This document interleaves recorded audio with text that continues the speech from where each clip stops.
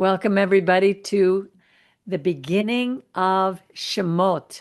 Last week we ended the book of Genesis, which spoke up all about beginning with Adam and Eve, their family, all the way down to the lineage of Joseph.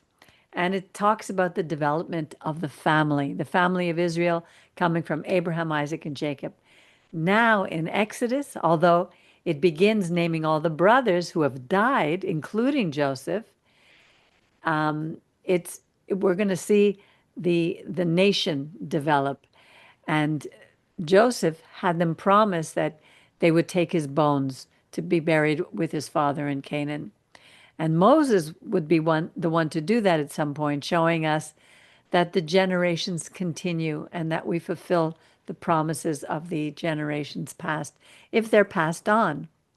Now we're going to be moving from the building of family units to tribes and to the formation of the nation of which we are a part, the people of Israel. And the more I listen to some of the rabbis, the more I realize that they're missing a very important part of that in the formation of Israel, we're always Jews and Gentiles together following the one God. There's no separate gods. There's no Noahide laws just for a certain group of people. They miss that. We are one people.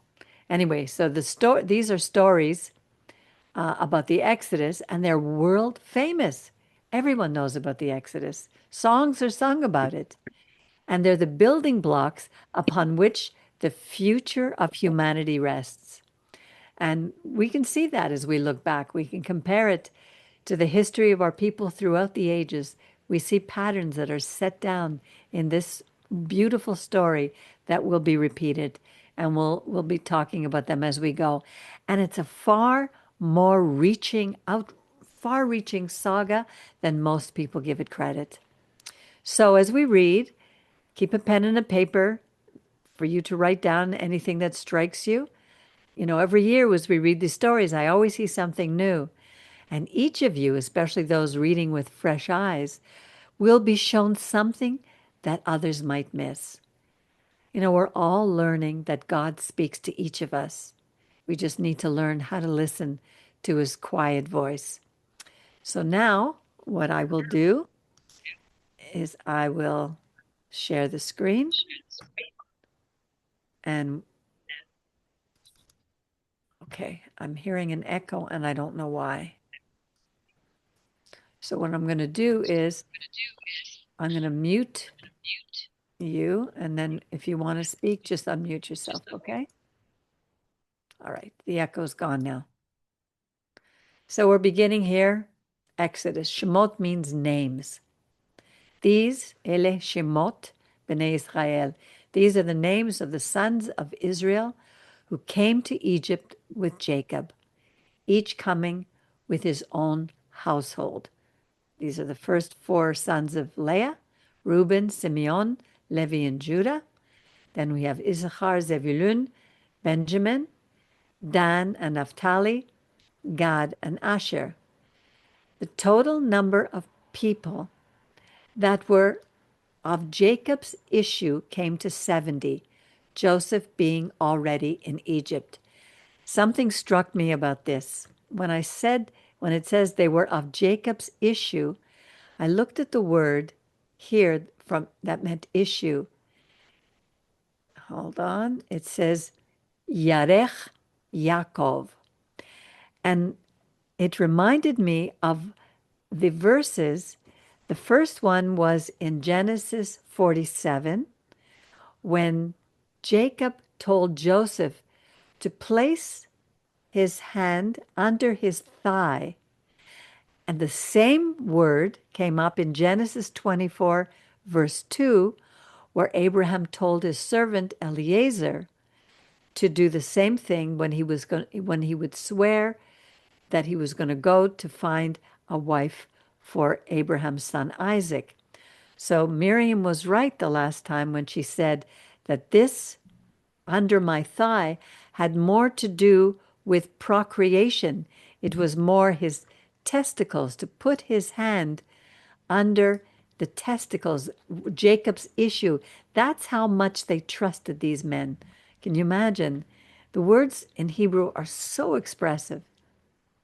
And I think that that's one of the reasons Miriam and I were discussing this before, that there's a verse in Leviticus where it talks about how if a woman, and I didn't have time to go back and look for it, if a woman attacks a man, and I don't know if it's in self-defense or not, but if she attacks a man in his private parts, sh she could be put to death because she was attacking all the future generations, some who would be innocent lives. She was literally killing innocent lives.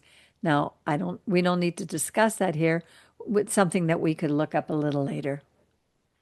All right. You have the verse for that? In Leviticus? Yeah. Uh-uh. No, I didn't look it up. Okay. Okay. Okay. Miriam, would you like to read some or? I'm a little sort of I'm really tired Okay. with my lungs today because of my newfound discovery. Yes, I know you're not well. Jerry, would you like to read some? Okay, just a bit. Okay. Here, Joseph died. Joseph died, and all his brothers, and all that generation. But the Israelites were fertile and prolific. They multiplied and increased very greatly, so that the land was filled with them. And a new king arose over Egypt who did not know Joseph. Well, let's stop right there because do you think he didn't know Joseph? He must have heard the stories. And the Egyptians were very, very detailed people. And they wrote everything down. You see hieroglyphics all over the place. These stories were, but it seems that he didn't want to know the story of Joseph, that he was second to Pharaoh. And so we have to be careful when we read just the English, because even the word yada in Hebrew is a little more, it has an understanding of intimacy. I'm sure this new king had heard about him, but he didn't want to have anything to do with this Joseph or his people. And we're not sure why. There is historical evidence that this Pharaoh, this new king, was an Egyptian, and he didn't. And the last king was from the Hyksos, which was a foreign people, and so who were more open to foreigners. But this king was very patriotic to Egypt, and he didn't want anybody in his and in the future generations to know that a Hebrew had such high power in this land. This is my understanding of it. Okay, And continue. he said to his people, look, the Israelite people are much too numerous for us. Let us deal shrewdly with them so that they may not increase. Otherwise, in the event of war, they may join our enemies in fighting against us and rise from the ground. I'm not sure that the original rise from the ground or do something or leave or something. I think there was. It Uh, says here, meaning perhaps rise from their wretched condition or gain ascendancy over the country. Others say, get them out of the land. So obviously, I was wondering about this because it seems to me like they're going to be oppressed here. It sounds like a paranoia of this guy, because nowhere do we see that the Hebrews, they were multiplying. They were, what does it say here? They're too numerous for us. So we know that they are multiplying, but we don't see anything about them wanting to take over. This has never happened in the history of our people. We don't take over. We're happy to prosper, we're happy to build, and we're happy to make sure that the land that we're living in also prospers. We do things that make the land better. But this guy, he was worried that they would join their enemies. It sounds like a paranoia to me. I don't know where the, he would get this, but the it's question, part of God's plan. yeah, the question of get them out of the land. I think it came up. We're talking about who's going to get out of the land. Either the Israelites or the Egyptians are going to get out of the land. So that was a question. Uh, Right. like who's going to take over or who's going to leave. So I'm not sure. I think the actual wording here says that maybe the Israelites would go to the land, and someone said it meant the Egyptians would be pushed out of the land. Anyhow, It's possible. It's not clear, but it's possible that maybe they thought that they would to take over. get them out of the land. Who was the them? That's the question. Right. I don't have that answer, but we have to look. I'm sure there's a lot of opinions about that our rabbis have about this. Okay. So they set taskmasters over them to oppress them with forced labor, and they built garrison cities for Pharaoh, Pithom, and Ramses. But the more they were oppressed, the more they increased and spread out, so that the Egyptians came to dread the Israelites. I want to mention something here that came to my mind. It seems, there was a verse in Genesis 15:13 that says, this is called the Brit HaBeterim, when Abraham, God made a covenant of the parts. He was to bring three animals, cut them in half, and there was a Brit that was made at that particular time saying, God told Abraham then in a dream, no, you must know that your seed, your offspring, will be a stranger in a land not theirs, and will serve them, and they will afflict them for 400 years. So when I look at what happened here, it certainly didn't seem to me 400 years, because we know that when Moses was born, the Pharaoh had made this issue, this decree to kill all the boys, the young boys. But we don't read before that there was any kind of oppression. So we know that at least from the time, because he was 40 years old when he left, and then he was 80 when he came back. So maybe it was 70 years that there was oppression in Egypt. Certainly not 400. So the 400 years of that vision would have started when Abraham had the dream way back then. That's my understanding of this. Yeah, I heard something about 200 years, and it was in the merit of one of those patriarchs that it was reduced from 400. Okay, I don't know. I don't know what you mean. Well, like you said, they they prophesied 400 years, but I heard someone said it was just 200 and just 200 years, and the reason it was not 400 years because in the merit of one of the patriarchs that came or whatever, that they reduced the 400 years. Anyhow, Uh-huh. Well, I don't see how it could have been even 200 years because, you know, the Israelites were fertile and prolific. They're multiplying. We don't see anything here that they were persecuted until a new king arose over Egypt. And then he started making problems. So I honestly don't think it was 200 years. yeah, Doesn't seem to me to be that. yeah, no, I agree with everything that has been said. It was 400, 200, and you're saying about 70. Yeah, so nobody knows exactly. No, it's just these are our ideas that are out there. Okay. The Egyptians ruthlessly imposed upon the Israelites the various labors that they made them perform.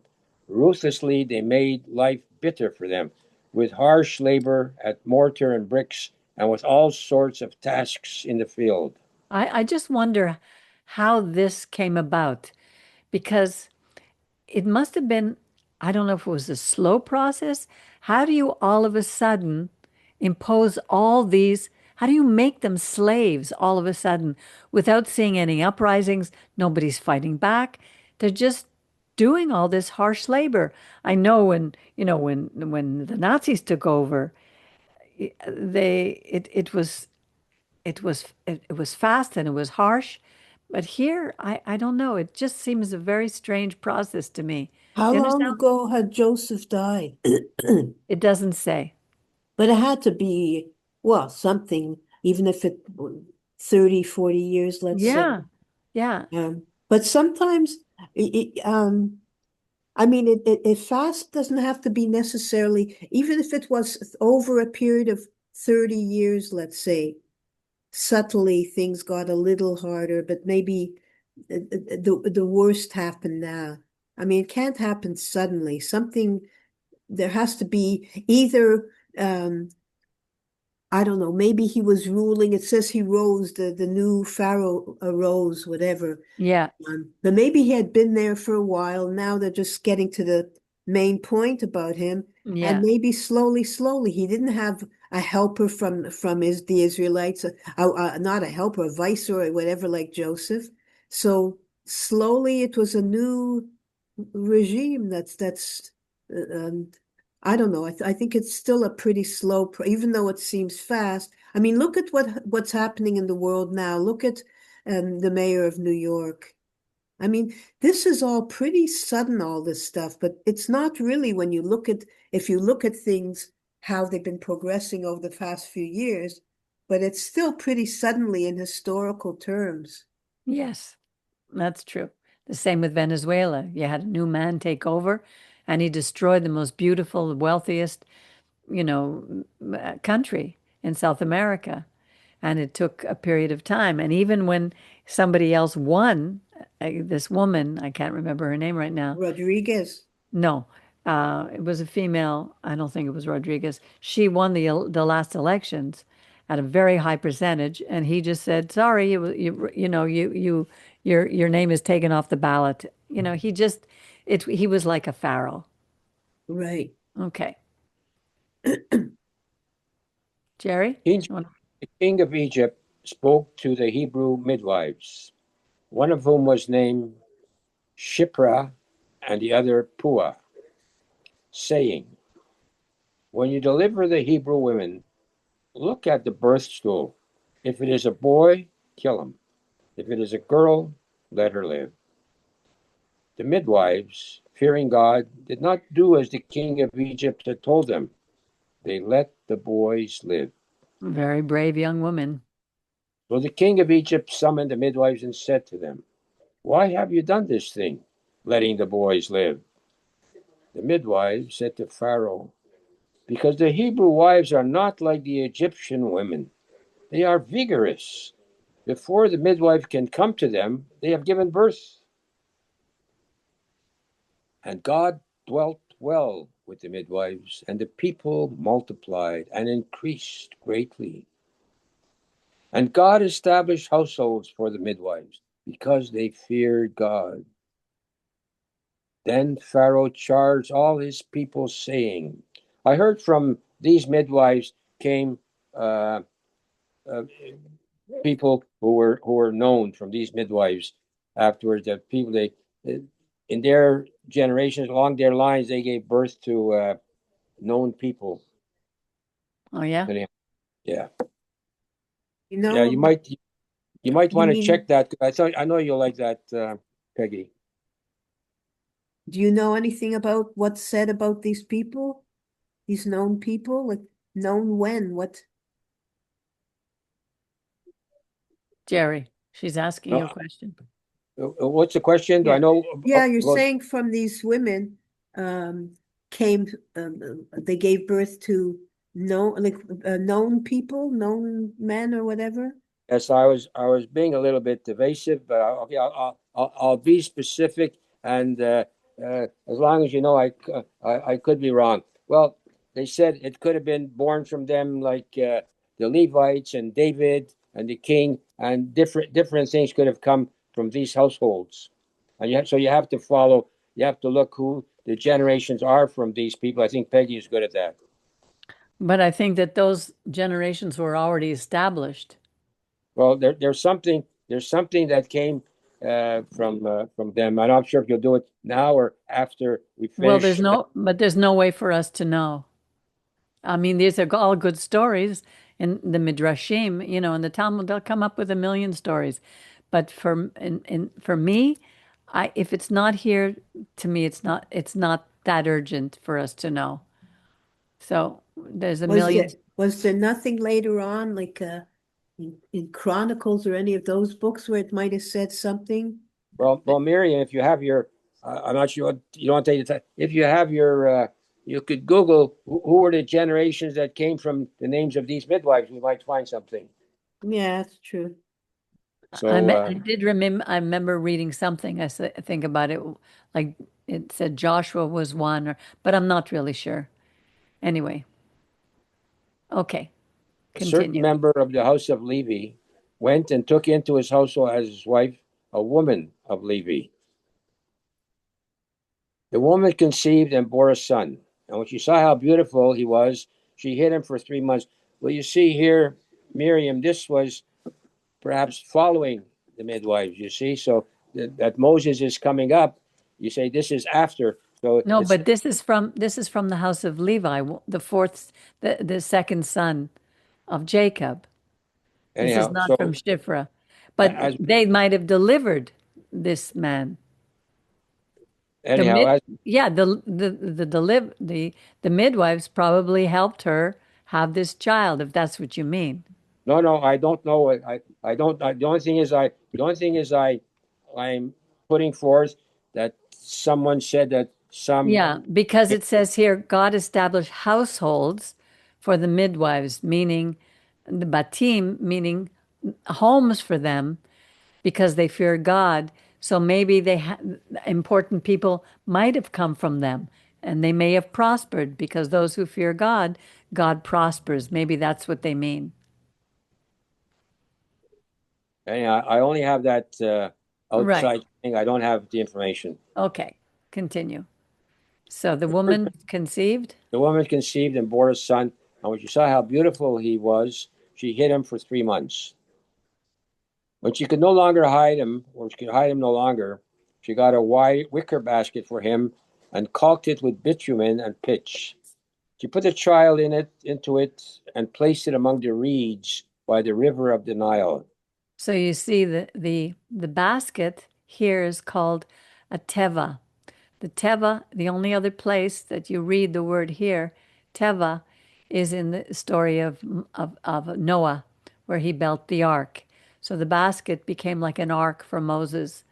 And although we don't know what his name is at this point because we never read what name his mother gave him, we only know the name that the Pharaoh's daughter gave him. And it doesn't say that she just let him put him into the Nile so that he was free floating. She put the child into the basket, placed it among the reeds by the Nile, by the bank of the Nile. So, it was kind of a safe place. Okay. Sister stationed herself at a distance to learn what would befall him. The daughter of Pharaoh came down to bathe in the Nile, while her maidens walked along the Nile. She spied the basket among the reeds and sent her slave girl to fetch it. Again, it's the basket was sitting among the reeds. There was no way that because I know in the movies, we have to be careful when we watch these Hollywood movies about the stories in the Bible, because they always, for the sake of drama, they always change things. And remember, God told us, don't change things. There's a reason. She spied the basket among the reeds. It was caught there. It wasn't free floating, and sent her slave girl Same to in the fetch. movie. Pardon? Same thing in the Ten Commandments, in the reeds. It was in the reeds. Very good. So it must have been the earliest ones. No, that's the biggest one. This will be the mill. Okay, good. Yeah, well, that was one of the earlier ones when a lot of the things that Six. they were very close to the Bible then. Okay, When she continue. opened it, she was a child, a boy, crying. She took pity on it and said, this must be a Hebrew child. So I thought of that then because I was talking, it'll say a little later in verse 10. Anyway, continue on and I'll continue after. Then his sister said to Pharaoh's daughter, shall I go and get you a Hebrew nurse to suckle the child for you? And Pharaoh's daughter answered, yes. So the girl went and called the child's mother. And Pharaoh's daughter said to her, Take this child and nurse it for me, and I will pay your wages. So the woman took the child and nursed it. I love this. You have no idea how much I love this story because this to me is very much how I feel my life is right now. The things that I do that I absolutely love to do, I get paid for, which is to me miraculous. And here, this child is going to, this boy is going to be brought back to its own mother, and its own mother is going to be paid for nursing her own child. I mean, how much more marvelous is God than to see? So she took the child and she nursed her own child. And then it says, when the child grew, it says, Yigdal Hayeled. So the boy grew. You know, it was normal in those days that he must have been at least 5 years old. It was natural in Egypt to nurse their boys till they're 5 years old, imagine. And so he clearly must have known who he was, that the Israelites were his brother, because we're going to see a little later on how he was spoken to. But he knew who he was. So it's when the child. So I have a little bit different take on what you said, Peggy. Okay? That what you said was that here you're doing something that you love, which is to you, and you're getting paid for it on top of it. I have a different take on it, is that of women and the role of women. I find it miraculous that a woman, and I don't know how men think about this, that a woman can have a baby, period, and nurse the baby, that a woman has such a miraculous role in life to give birth and bring up a baby. And that's where I was waiting for you to come from, but you mentioned the other thing. So I'm just saying. So my take was the miraculous thing and role of that women and the wondrous role that they play in life. Exactly. That's beautiful. Yes. When the child grew up, she brought him to Pharaoh's daughter, who made him her son. She named him Moses, explaining, I drew him out of the water. I wonder how old he was, actually, because it says when the child grew up, she brought him to Pharaoh's daughter, and then he was named. Maybe grew up and weaned. I'm not sure what age that would be. Me, Probably. yeah. Yeah. Sometime after that, when Moses had grown up, he went out to his and witnessed kinsfolk and witnessed their labor. He saw an Egyptian beating a Hebrew, one of his kinsmen. So you see here, it mentions it 3 times. The kinsfolk was his brothers. He knew he saw an Egyptian beating a Hebrew, one of his kinsmen, one of his family, one of his people. He knew who he was very clearly. He turned this way and that, and seeing no one about, he struck down the Egyptian and hid him in the sand. When he went out the next day, he found 2 Hebrews fighting. So he said to the offender, Why do you strike your fellow? He retorted, Who made you chief and ruler over us? Do you mean to kill me as you killed the Egyptian? Moses was frightened and thought, Then the matter is known. But isn't this interesting that here Moses goes out of his way to help one of his own people, and he's accused of killing the Egyptian. You know, what kind of people are they? Why were they, why weren't they happy that he was on their side? It's almost Yeah, like that they were on the side of their taskmasters.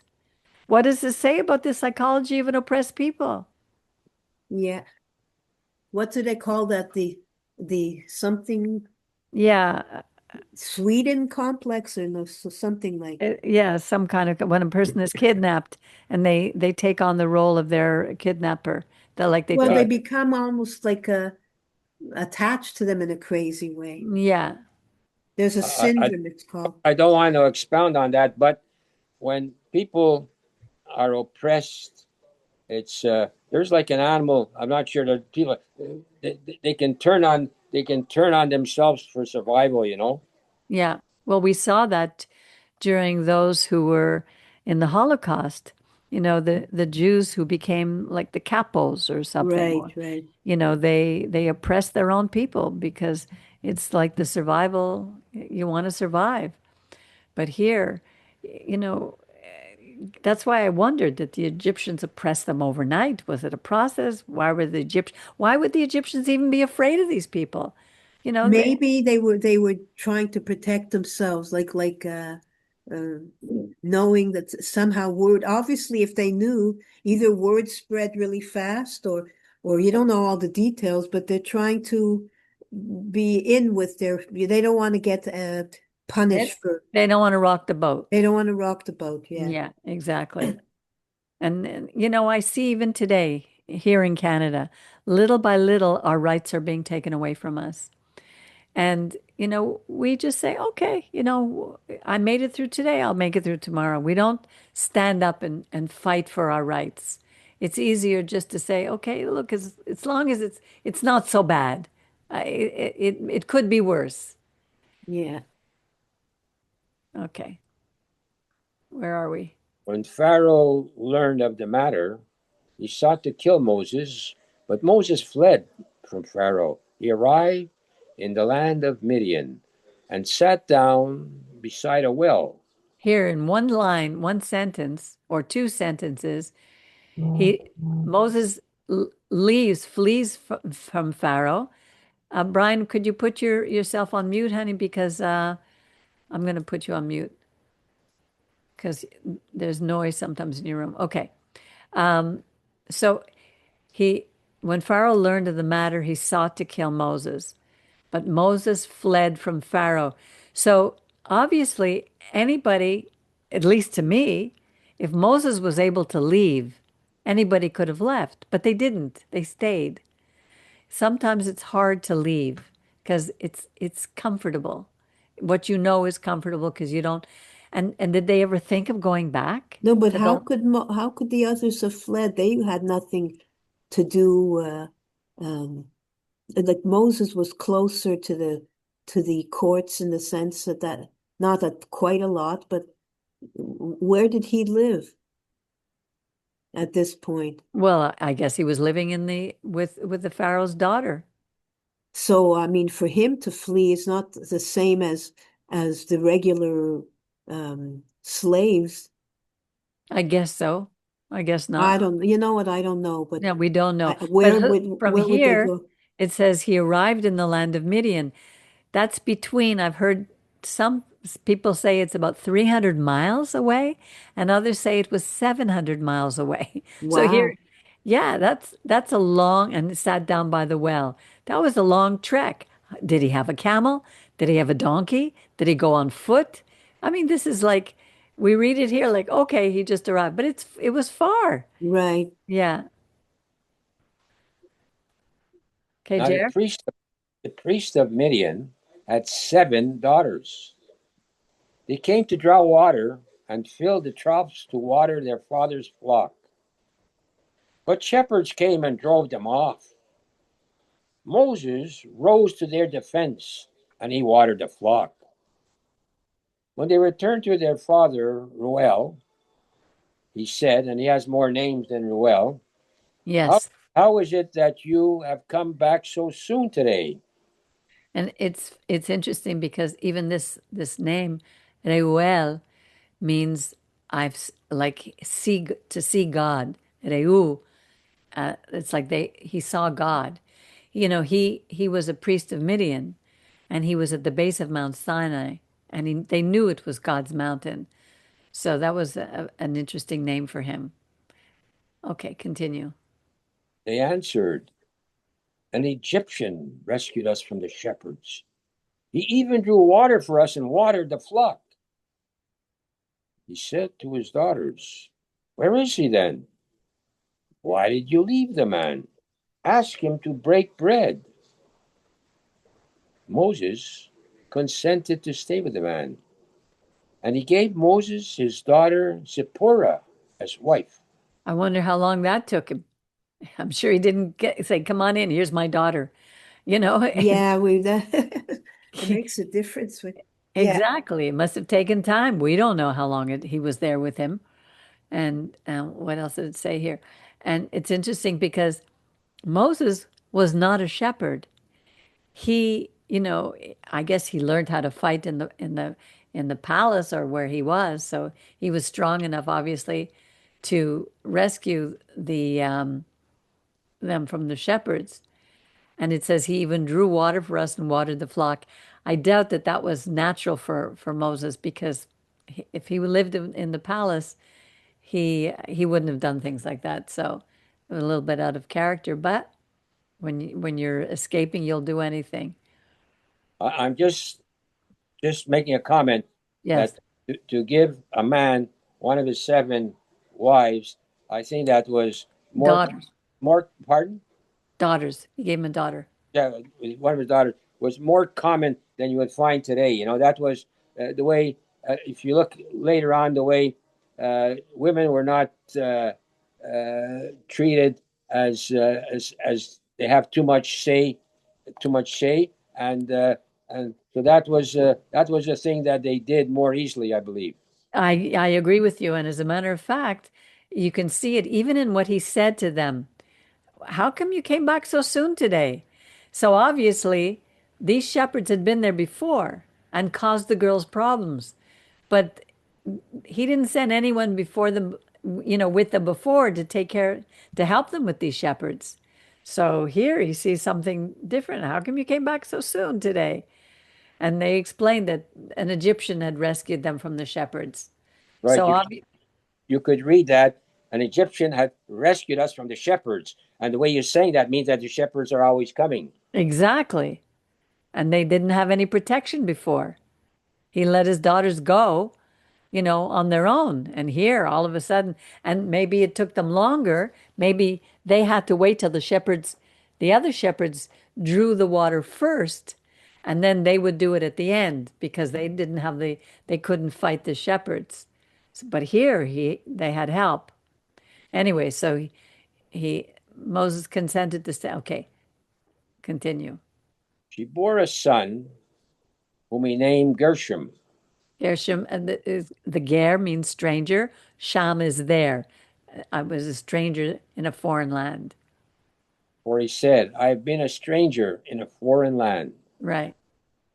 A long time after that, the king of Egypt died.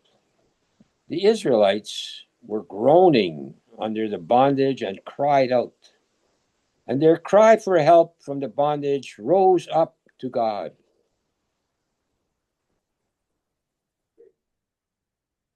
God heard their moaning, and God remembered the covenant with Abraham and Isaac and Jacob. God looked upon the Israelites and God took notice of them. It's not that he forgot his covenant. It's not that he didn't hear their moaning before. It's not that all of a sudden he looked upon them and he took notice of them. It was just the time. I see that many of us have been through things in our life and we wonder why we had to go through them. But God knows that we have to be at a point where we're going to accept what He's doing for us, that we're ready for a change in our lives. Now Moses, tending the flock of his father-in-law Jethro, which is the same as Ruel. Right. And there was another name before. His name was Yeter. Was it, did we see that yet? No, I don't think so. Maybe it's after, because there's another place where it says Yeter is his name too.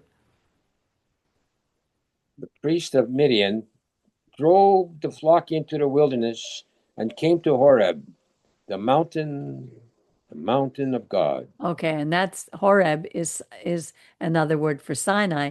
And here you see the word. It says Yitro Chot Chotno Kohen Midian. The word Cohen is just a generic word for priest. It's become a Jewish word, but really it isn't, because this was a Midianite priest. He wasn't an Israelite priest, but he was Kohen Midian. Did you notice that, Jerry? Yes. Yeah. Okay. Unless, oh, okay, wait, I'm trying to think, wait, when the priest came later, the Kohen. Much later, but the word Yeah, but the itself, word, okay, the word is here, so it's a already Canadian word. exactly. God uses that and redirects. He just changed the Kohanim to be specific, because even the word goy in Hebrew means nation. Goy, Israel, means the nation of Israel.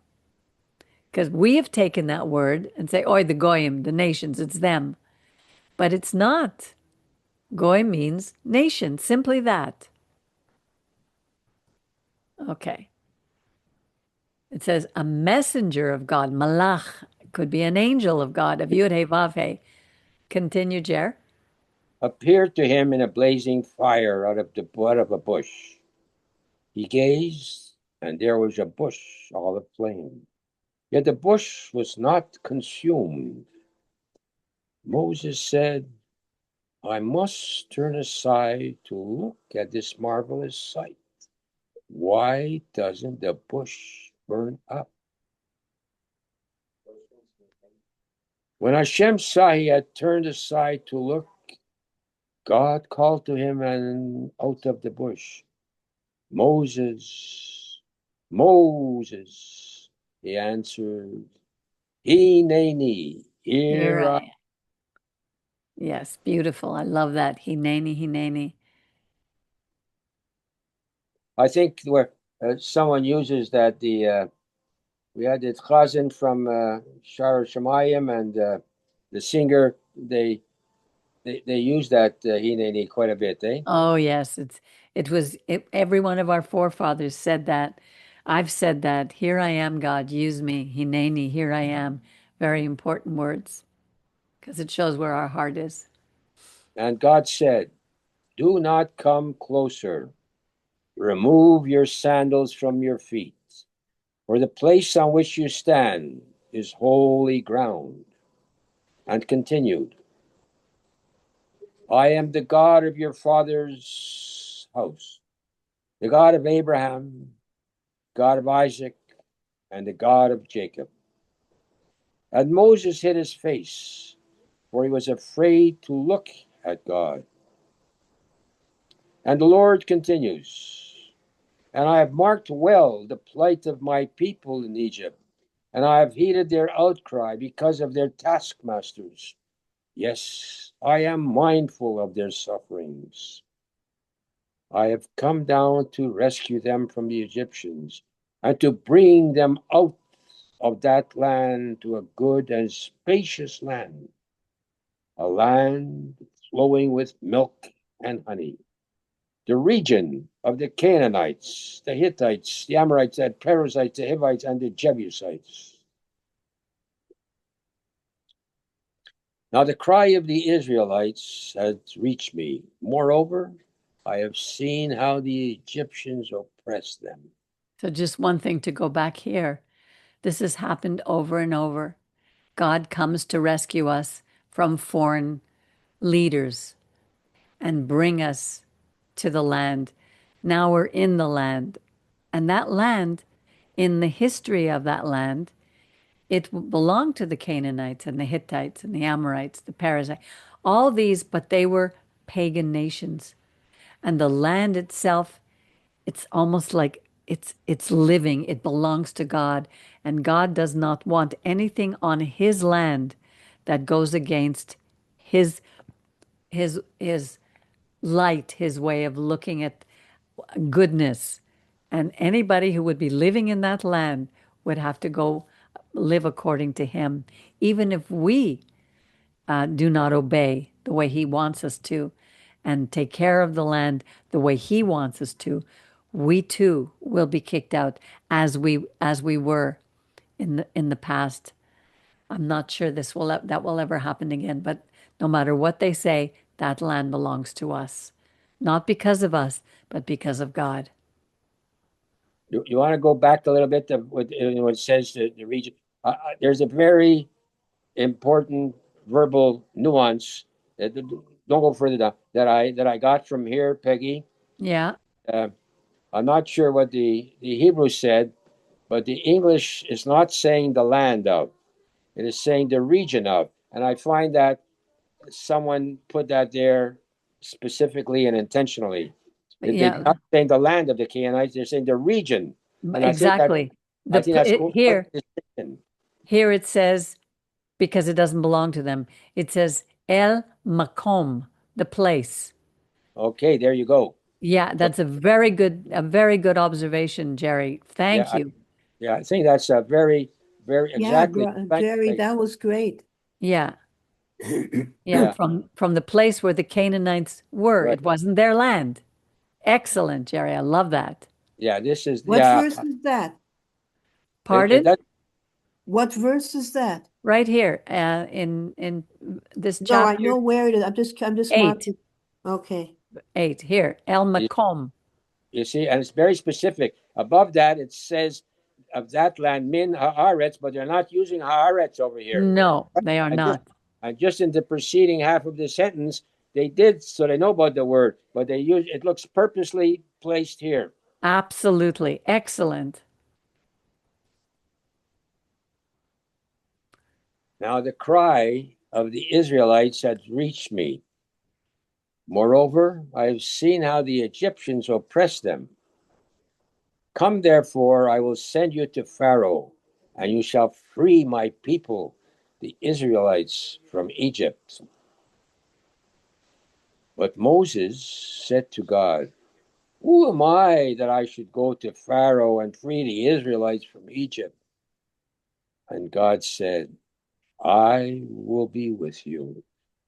That shall be your sign that it was I who sent you.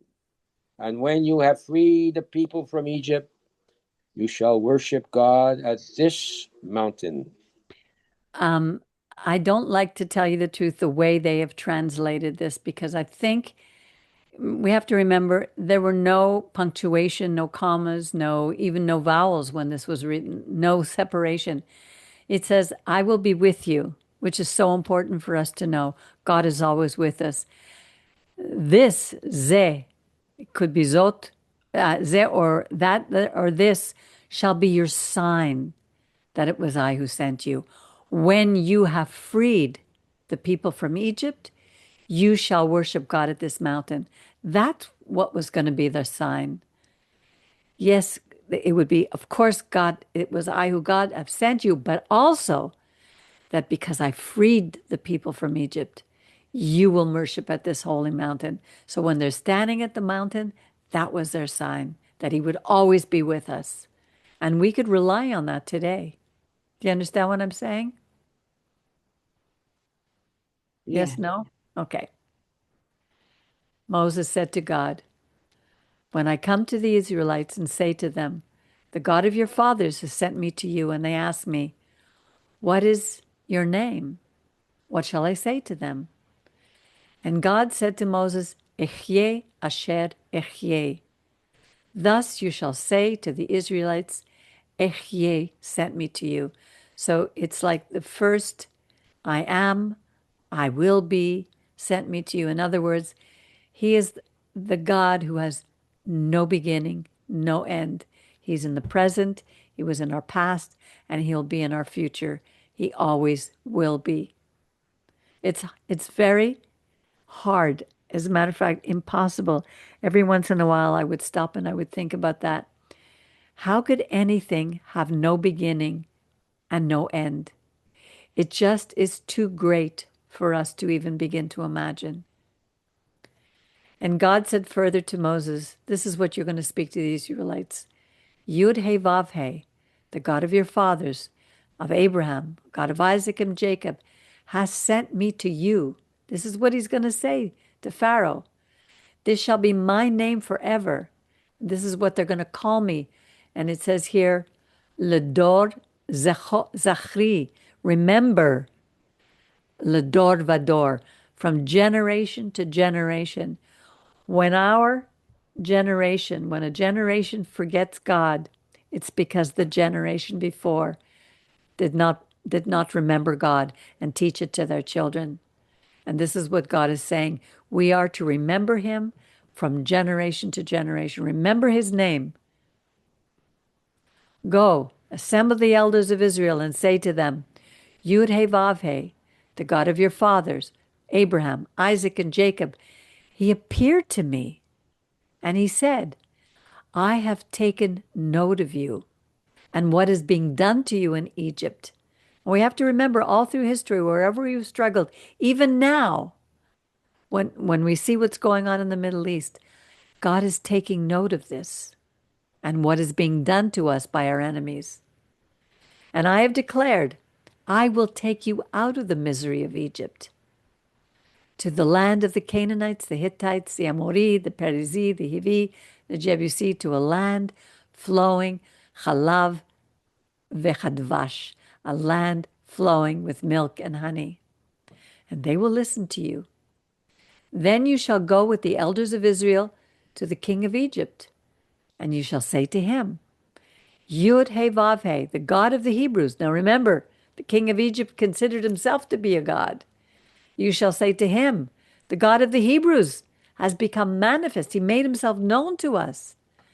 Now, therefore, let us go a distance of 3 days. Let us go 3 days into the wilderness to bring offerings to our God, Yud He Vav He.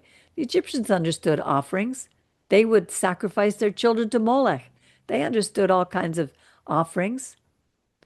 But I know that the king of Egypt will let you go only because of a greater, it says here, Bayad Chazak.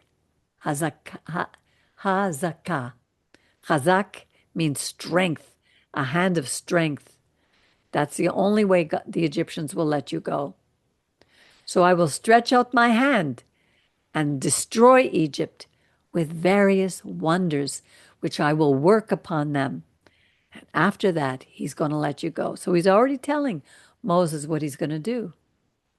And I will dispose the Egyptians favorably towards your people, this people, so that when you go, you will not go away empty-handed.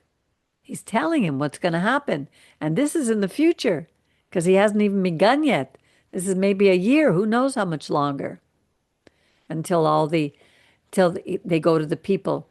And each woman, I don't know if it's borrow, but they're going to take plunder from her neighbor, and the lodger in her house objects of silver and gold and clothing. And you shall put these on your sons and your daughters, thus stripping the Egyptians. They had you in hard labor. Now you're going to be paid for your work. And you're going to use some of these objects, and you don't even know yet, in the Mishkan in the desert. But Moses spoke up and said, what if they don't believe me? And they don't listen to me? But what if they say, God didn't appear to you? Yud-He didn't appear to you? Yud-He Vav He said to him, what's that in your hand? And he replied, it's a rod. And he said, cast it on the ground. So Moses cast it on the ground, and it became a snake. And Moses recoiled from it. Then the Lord said to Moses, put out your hand and grab it by the tail. So he put out his hand and he seized it, and it became a rod in his hand. That they may believe that Yud He Vav He, the God of their ancestors, the God of Abraham, Isaac, and Jacob, did appear to you.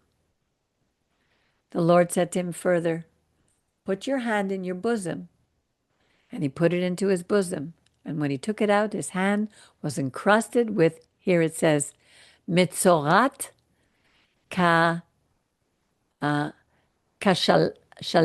sheleg, snow. It's like Remember the word metzorah is like leprosy. So his hand was white like a leper. And God said, put it back in your chest. And he put his hand back into his cloak. And when he took it out, it was like the rest of his body again, all healthy. And if they do not believe you or pay heed to the first sign, they will believe the second. And if they're not convinced by both these signs and still do not heed you, take some water from the Nile, pour it on the dry ground, and the water that you take from the Nile, will turn to blood on the dry ground. So here, this is just to prove to the elders who he's going to go to and to the Pharaoh later on about what's going to happen to the Nile. The whole Nile didn't turn into blood at this point. It's just the water that he took from the Nile will turn into blood on the dry ground. Jerry, do you want to read some more? No, I'm going to rest a little bit, but go Okay. ahead. I'll come back later. Okay.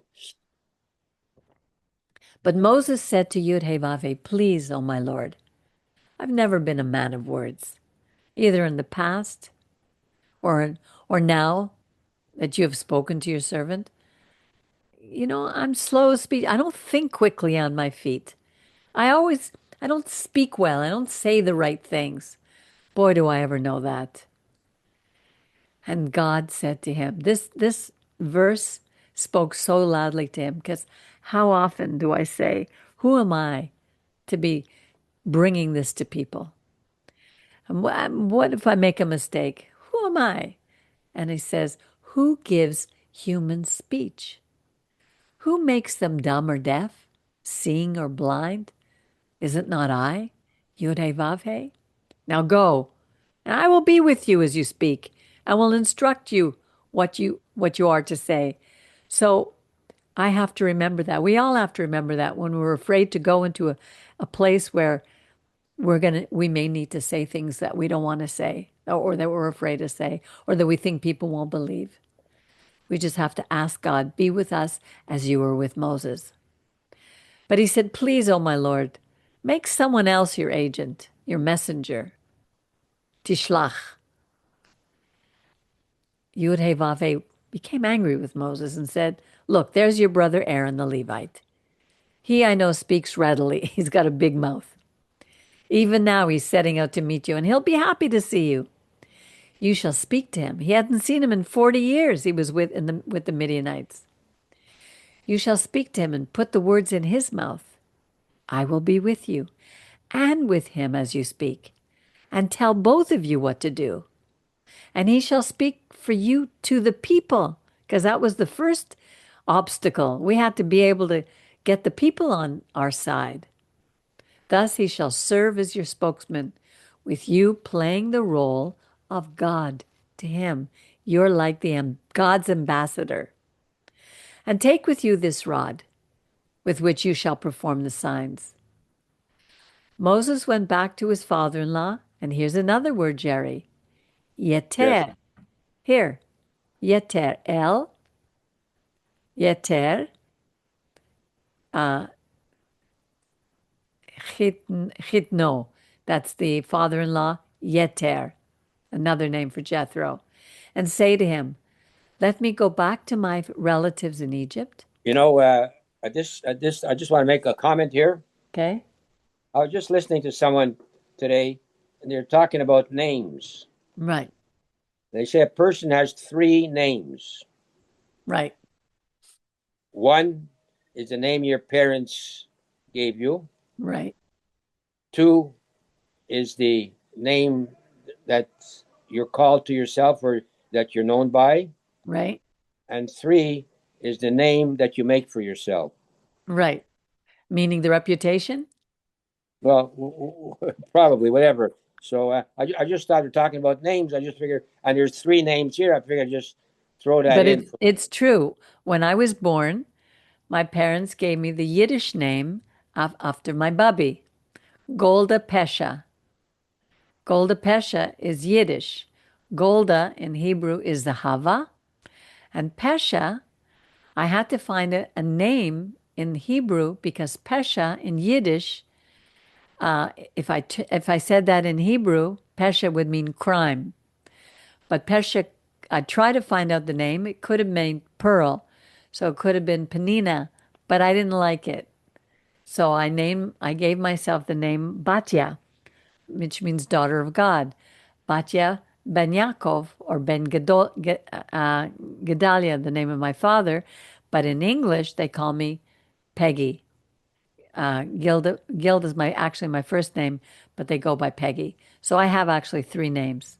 You're right. But you're making a name for yourself as well with what you're doing. Exactly. We make a name for ourselves, as you did with what you were doing.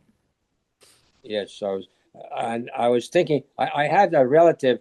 It was Avremel and Pesha. I don't know what her name was exactly. She was a distant type of an aunt, you know. Okay. I wonder what her name meant. Well, Anyway. And Jethro said to Moses, The four names. Lech leshalom. I like that. Lech leshalom. Go in peace. And the Lord said to Moses in Midian, Go back to Egypt, because all those who were looking to kill you are now dead. So Moses took his way. So in other words, the Pharaoh, who had wanted to kill him, who when he left 40 years ago, was no longer alive. So this Pharaoh now would be the son of that Pharaoh. So Moses took his wife and his sons, mounted them on a donkey, and went back to the land of Egypt, and Moses took the rod of God with him. And the Lord said to Moses, When you return to Egypt, see that you perform before Pharaoh all the marvels that I have put within your power. In other words, all the things that you did before. The snake, you can turn it into a rod. You put your hand in your chest, it'll come out as leper. Then you put it back in. So God gave him those powers. But remember, Moses was not God. God gave him the powers to do that. I, however, will harden his heart so that he will not let the people go. God had a reason for that. Yet he had a plan. Then you shall say to Pharaoh, This is what Yud-Heh-Vav-Heh says. Israel is my firstborn son. I have said to you, Let my son go. Let Israel go. Let my people go, that he may worship me. Yet you refuse to let him go. Now I will slay your firstborn son. Remember what Pharaoh, the father of this Pharaoh, did to the Israelites. He he wanted to kill all the boys. Now they're going to get back what they gave. Now this is interesting here. At night encampment, on the way, the Lord encountered him and sought to kill him. He was upset with Moses. I forgot about this. It was right after I will slay your firstborn son. Zipporah Right. took a flint and cut off her son's foreskin and touched his legs with it, saying, You are truly a bridegroom of blood to me. And when God let him alone, she added, a bridegroom of blood because of the circumcision. So this was the first son. Moses must have been circumcised, or God would have wanted to kill him. The first son must have been circumcised because it's only one of her sons that she did it to. So it says here, I wrote this down. What seems to come out of nowhere is the bridegroom of blood. His first son, Gershom, would have been circumcised. This follows the passage that says Israel is God's firstborn son. The covenant of Brit Milah came through Abraham. So before Israel could become a nation, not just a family, they would have to be circumcised. So Moses must have been circumcised, or this wouldn't have been directed only to his second son. Zipporah's exclamation, You are a bridegroom of blood to me, is like, this is somebody's opinion, is like a complaint or a lament. She had to do something to her young son that was very painful and also very bloody. It was something that no mother would necessarily want to do, and they don't do that anymore. It's not the mother who carries the young boy. It's always the either the godfather or the grandfather. It's not the mother. She's usually somewhere in the background. She doesn't want to see this. And how did she know to do this at this point? I guess God would have shown her this. Because she wasn't, she was a Midianite But she knew about the circumcision because Moses from was the first circumcised son. and the first son would have been circumcised, Right. but this one wasn't. So Yeah.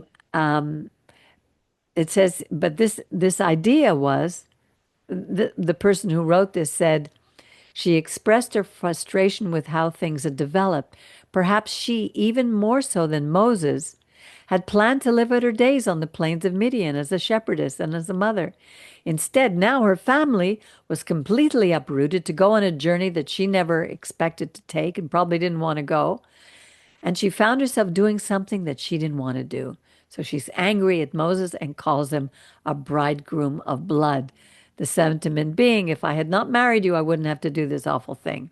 And I think after this, he gets divorced because I'm not sure how long, because she goes back with Jethro on one of his, when Jethro comes, and then he marries the Cushite. Okay. But here it says, it says, and when God let him alone, she added, a bridegroom of blood because of the circumcision. It's Right. almost like she's kind of backing down. Like she recognized it's a circumcision, and she must know about it from what it means. Yeah, She but must she's know. upset with Moses because he didn't do it. Oh, yeah, Yes, because it was up to the father to do it. right. The Lord said to Aaron, go meet Moses in the wilderness. And he went and he met him at the mountain of God and he kissed. Imagine it 40 years later. Moses told Aaron about all the things that the Lord had committed to him and all the signs about which he had been instructed. Then Moses and Aaron went and assembled all the elders of the Israelites, because first they had to convince them. Aaron repeated all the words that the Lord had spoken to Moses, and he performed the signs in the sight of all those assembled. Remember, there were 12 tribes, and even though they were slaves, they still had their own hierarchy. They still were the leaders of those tribes. And the assembly was till those performed the signs in the sight of those assembled and the assembly till they were convinced. When they heard that Yud-Heh-Vav-Heh had taken note of the Israelites and that God had seen their plight, they bowed yishtachaveh. They bowed down low. They were so grateful. God remembered them. After Moses and Aaron went and said to Pharaoh, this is what God, the God of Israel, said. Let my people go, so that they may celebrate a festival for me in the wilderness. This, I was looking to see if it was a moed, but it wasn't. It's a chag. A chag is a holiday, a festival. But Pharaoh said, who is Yud-Heh-Vav-Heh, that I should listen to him and let Israel go? I do not know Yud-Heh-Vav-Heh, and I will not let Israel go. They answered, the God of the Hebrews has become manifest to us. Let us go, we pray, a distance of 3 days into the wilderness to sacrifice, to offer, bring an offering to our God, Yud-Heh-Vav-Heh, because we don't want God to strike us with pestilence or sword. But the king of Egypt said to them, Moses and Aaron, why do you distract the people from their tasks? Get on with your labors. And Pharaoh continued, the people of the land are already so numerous, and you would have them cease from their labors? That same day, Pharaoh charged the taskmasters and overseers of the people, saying, you shall no longer provide the people with straw for making bricks, as you did before. Let them go and gather straw for themselves, but impose upon them the same quota of bricks as they have been making there before this. Don't reduce it, for they are lazy. They're shirkers. That's why they cry, let us go and make offerings to our God. Let heavier work be laid upon those involved. Let them keep at it. and do not pay attention to deceitful promises. So the taskmasters and overseers of the people went out and said to the people, "This is what Pharaoh says: I will not give you any straw. You must go and get the straw yourselves wherever you can find it, but there will be no decrease, whatever in your work." Thus the people scattered throughout the land of Egypt to gather stubble for straw. For me, that's a picture of things always seem to get worse before they get better. It's like darkest before the dawn. That to me is a picture of this. And we have to remember that in our own lives. The taskmasters pressed them and said, "You must complete the same work assignment each day as when you had straw." And the overseers of the Israelites, whom Pharaoh's taskmasters had set over them, were beaten. "Why?" they were asked. "Do you not complete the prescribed amount of bricks either yesterday or today as you did before?" Then the overseers of the Israelites came to Pharaoh and cried, "Why are you dealing this way with your slaves? No straw was issued to your slaves, yet they demand of us make bricks. So your slaves are being beaten when the fault is with your own people." He replied, "You are lazy shirkers. This is why you say, let us go and sacrifice to God. Be off now to your work. No straw shall be issued to you, but you must produce your quota of bricks." Now the overseers of the Israelites found themselves in trouble because of the order, you must not reduce your daily quantity of bricks. As they left Pharaoh's presence, they came upon Moses and Aaron standing in their path, and they said to him, "May God look upon you and punish you for making us loathsome to Pharaoh and his courtiers, putting a sword in their hand to slay us." This is the same attitude that the people had had 40 years ago when he went to kill the Egyptian, and they blamed him. They're doing the same thing here. Then Moses returned to the Lord and said, "Oh, my Lord, why did you bring harm upon this people? Why did you send me? Ever since I came to Pharaoh to speak in your name, he has dealt worse with this people, and still you have not delivered your people." Then the Lord said to Moses, "You shall soon see what I will do to Pharaoh. He will let them go because of my hand, bayad chazakah, this my hand of greatness. I will bring them out with a great might. Indeed, because of a greater might, he shall drive them from this land." And that's the end of this parasha. Next week we'll do Vayera, but this week is Shemot. Ah, wonderful. I love these stories. I love, love, love them. And these, as I said before, are the building blocks. God is going to be giving us a picture here that's going to be kept being built upon, that we can see as a pattern throughout the history of our people. So, do we have any closing words? I know it's long, but for me, it's worthwhile reading every word, because already we've seen something more than we've seen before. I love the whole, what's in one sense a metaphor, but I really love these kind of metaphors. I mean, it's true history, but it's so filled with the story of our journeys, all our journeys. Exactly. If we look back at the journey of our own lives, Yeah, we can see that. right.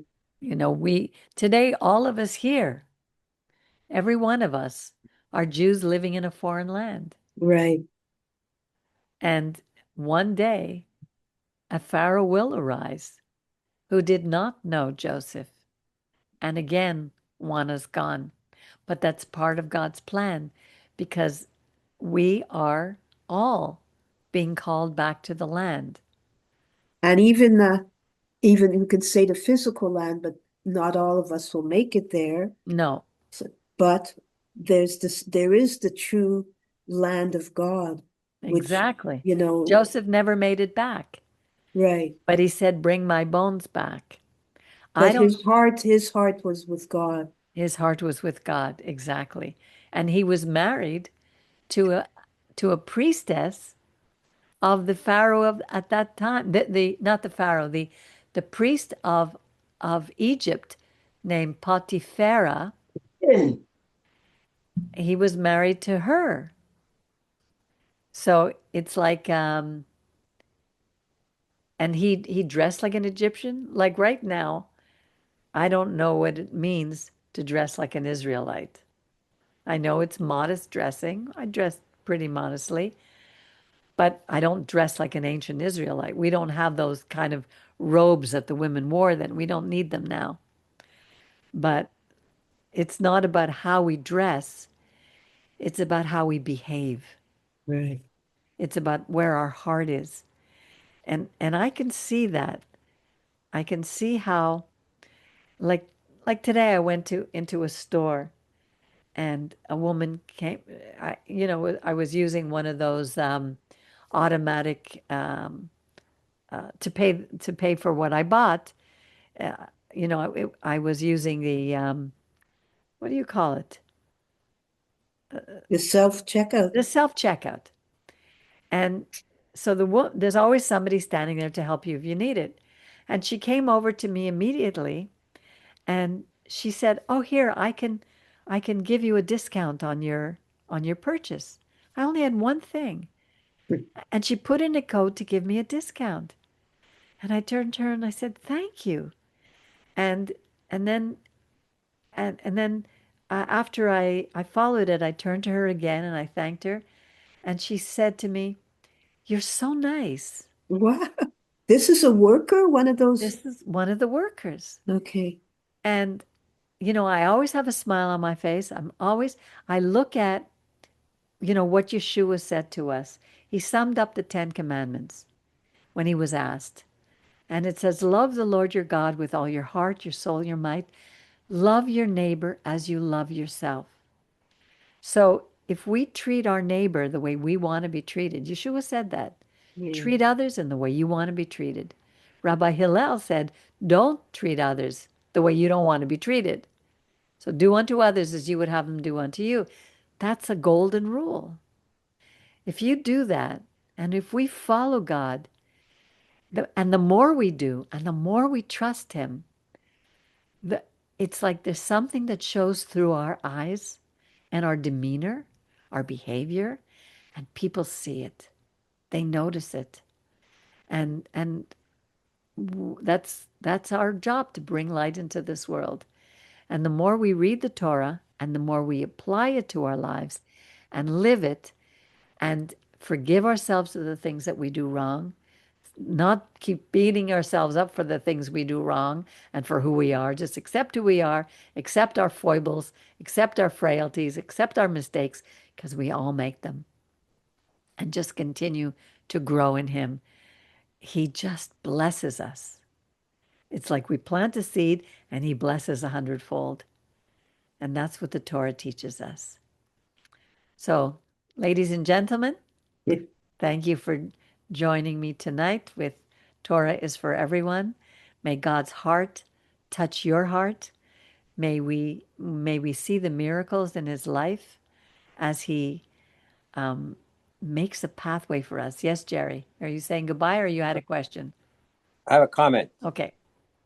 If a person does something to you that you don't like, or something, you might get like your back up, and it'll sort of toughen your character.